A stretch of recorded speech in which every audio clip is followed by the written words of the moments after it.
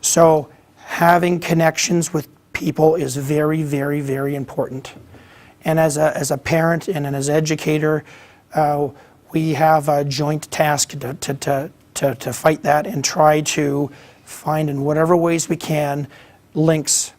And that's why the philosophy of this school is so incredible. The Expo program, these kids are actually discovering their city, their place, and becoming knowledgeable about where they live and who is around and who they're getting it modeled to them. And that's one of the aspects. I think this is internally built an internal system of Connect is a way to improve their resilience profile. So the key components of resilience, in my mind, are positive adaptations with adverse conditions. You need adverse conditions. And I put a little star there to remind me to tell you the story. And adverse conditions can be difficult for educators and parents. It's easier to avoid the difficulty. However, there is merit in the struggle. However, your child or your student can make it look pretty difficult or make it pretty difficult to get through those moments. However, it's critically important. And here's some latest research and an interesting book to read if you're interested. The book is actually called How to Raise an Adult. And it's written by a lady, she's brilliant, Julie Lythcott-Haims, who is from Stanford. In fact, she was the Dean of Stanford Freshmen for 10 years, 2002 to 2012. And what she noticed in her time and her duration there is parents were going to school with the kids, taking them to counseling, dealing with suicide attempts, self-harm, anxiety, depression, taking them to class, picking their courses for them, sleeping in their dorms with them. And she was thinking, what is going on? I went to university and we never saw a parent on campus. What is going on here? These are Stanford kids. They graduated from high school with 4.0s. What's wrong with this picture? So she started asking some difficult questions around with her colleagues in different universities around the US. And she determined that a lot of these kids have never failed. So they get their first B, and it's a visceral response. And some of them develop dysfunctional trajectories like self-harm or substance abuse, as well as depression and anxiety. So she was wondering, what do we do about this? This is kind of crazy for these, incredibly bright students to be faltering this much. So a lot of her talk is dealing with having a failure-deprived childhood. And failure doesn't have to be that bad, and sometimes we make it out to be, if your kid comes home and it says, oh, I got, 4 out of 28 on the test, and yeah, it's okay. And they're like, it's okay, so what's okay about that? Or I missed the field trip because I forgot the forms, or, there's a way to deal with that, but a lot of times as parents, we don't want them to experience that. So, but it's important too, especially in elementary and junior high, because by the time they get to high school, one of the key signs that I see is a very slick ability to assign blame out elsewhere. And kids can be really good at that. Dealing with gifted kids for about over 10 years, I've been convinced they could be black and white, wrong. They're wrong, but they convince you that it's someone else's fault. And that's an easy sign. As soon as you see the assignment of blame, and it's difficult as a parent because it's hard to argue that. But at one point you have to confront it. And Julie Lythcott-Haims talks about what we can do to kind of promote children doing well in those adverse conditions. Now, there is no rule of thumb or checklist to go about doing that because every kid is different. Every student, some are very hypersensitive, so you have to be careful. You can't sort of, drop them off by the airport and said, good luck, you just need to buy the ticket and, head out. Some kids you can't do that with, right? But that's where, as a parent, you know your child the best. You know the starting point, and that's an important thing to communicate with teachers too. Is where's that optimal development range there? That stretch, we can stretch them. We have to stretch them. We don't have a choice. It's very important to stretch them, but we don't want to snap the band. We don't want the elastic just sitting there doing nothing. They'll never grow. It's an important point. It's an important process to go through. So the other points is external factors. They need to be considered, not just your internal factors. You know, the internal factors that Jared was talking about, very important, but also to look at the holistic perspective of your child, and that's where the socio-ecological model is really helpful. Knowing that resilience is a process, it's a capacity, it's an outcome. A lot of times we think, oh, it's just an outcome, my child is resilient, or they're not. Actually, it's a process. It takes time. They will learn, they will falter, they move up and down, but the trajectory is actually that way. They go up and down, up and down, up and down, up and down, and then they'll do well. The simple frameworks that I wanted to introduce you tonight, something that I've learned from a variety of places, some from the resilience research, some from special education, as well as some local researchers that are pretty impressive that help shape my understanding and actually help me with sort of a quick perspective when a child needs some help and I'm the primary adult at that time. These are some of the things I keep in mind. The Ability Hub, they deal with autistic children. Ginsberg is very much involved in resilience research, and the core character traits are a local group led by Dr. Wayne Hammond that has some looks at positive developmental assets to look at in children. So I'll go through them just quickly. But the Ability Hub, they are at the between the Children's Hospital and the University of Calgary. They're on the 3rd floor. And what they do is they help kids on the spectrum of autism independently live. So the example of if you're trying to teach someone that is struggling in life and needs those life skills, how to manage an oven in their house.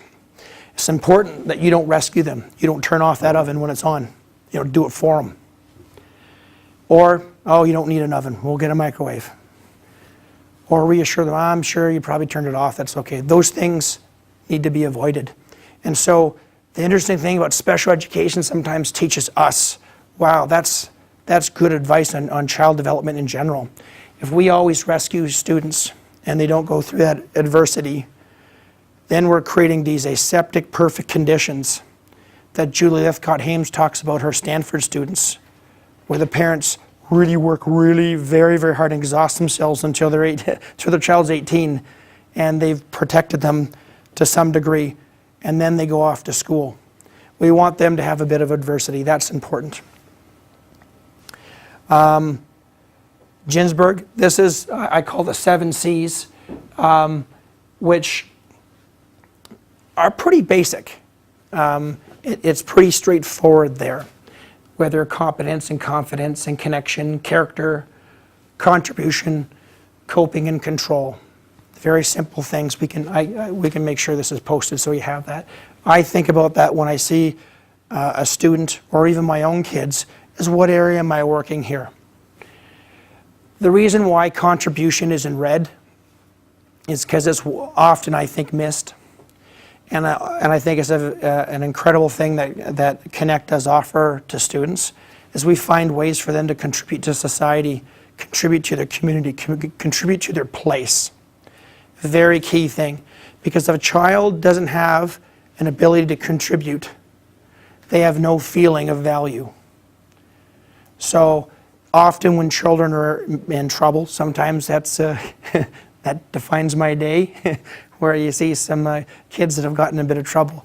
And we look at contribution, like, are you contributing it? Do you feel value?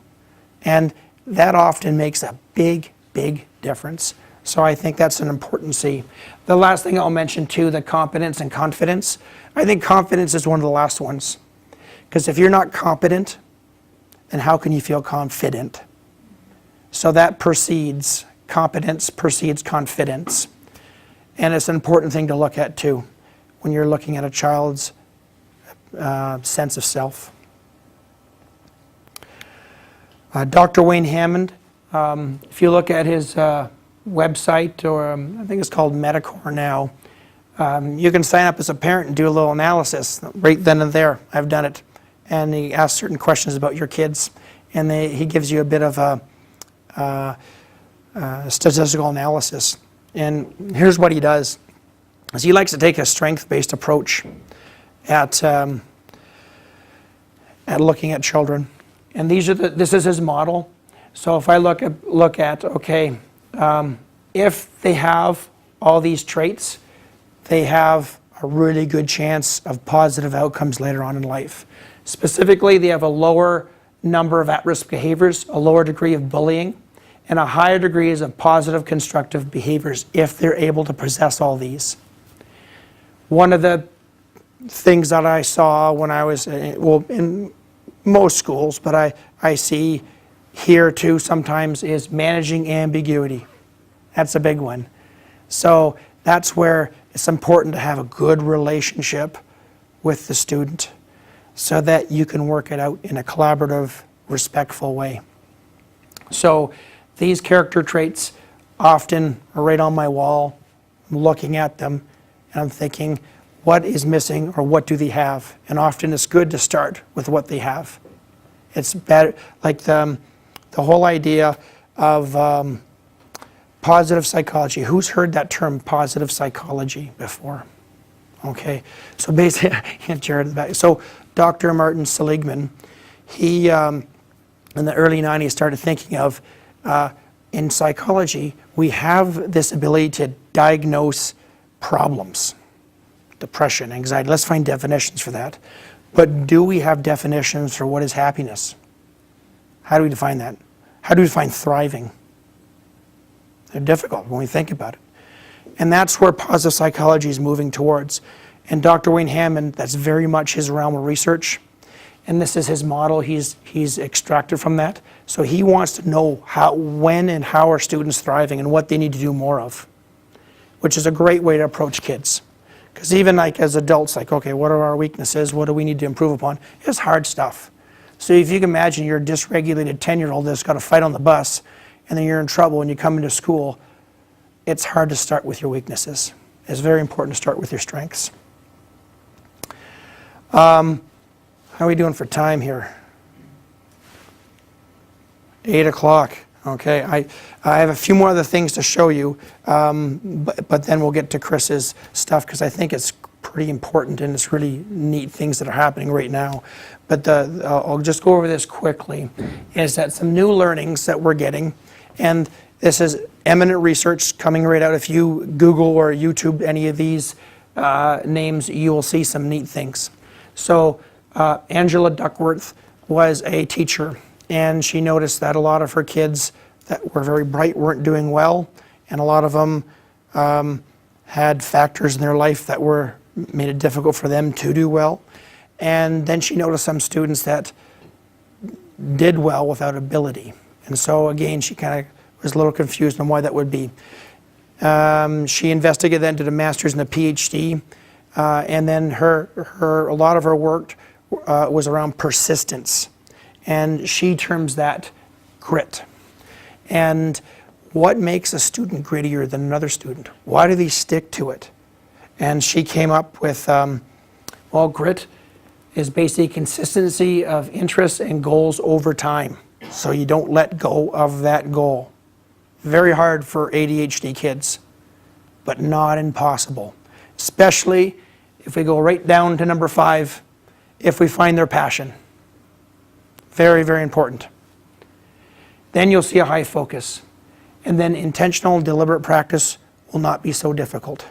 And that it can be painful to a child working outside their strength. Carol Dweck talks about a growth mindset. You might have heard that word and term before.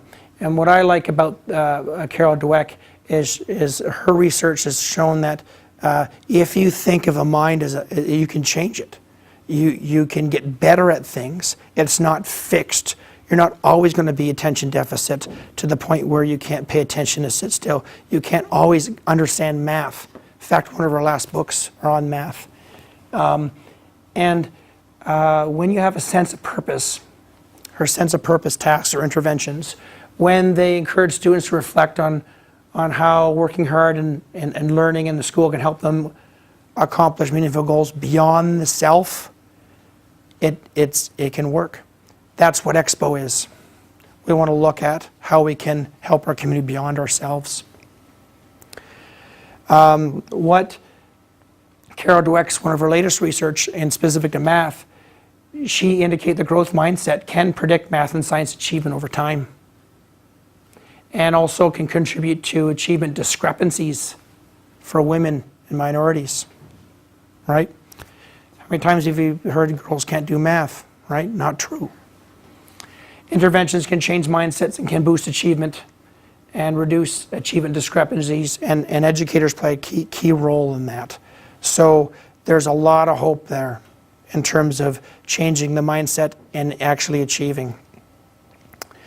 I talked a little about the Martin Seligman and looking at thriving. The 40 developmental assets, this is from the Search Institute. This gives you a bit of a map. These are actually posted as you walk in from the parking lot in our school, if you ever noticed on the bulletin board. So on the way out, you can check it out. The same picture. I know this is not the best picture because the font is so low. But my parting thought is, in what ways are you optimizing your child or your students, you know, as teachers and educators, ecological resilience profile? So I like to think of that. And I have 3 boys myself, and I constantly think, how am I connecting them into the community where I'm not I'm the primary caregiver and maybe the primary educator at certain parts of life, but are they connecting with other adults and key people? The Search Institute and the developmental assets, they say 3 adults beyond the parents. It's important. But the more competent adults your children run into and interact with, the more positive outcomes they will have. And then all of a sudden, their connections with the world increase in a positive way, and their resilience profile increases. So I'll leave it at that, and I'm happy to take any questions after Chris talks a little bit about what's happening in his grade 8 class with his partner teacher Jared. So thanks for your time.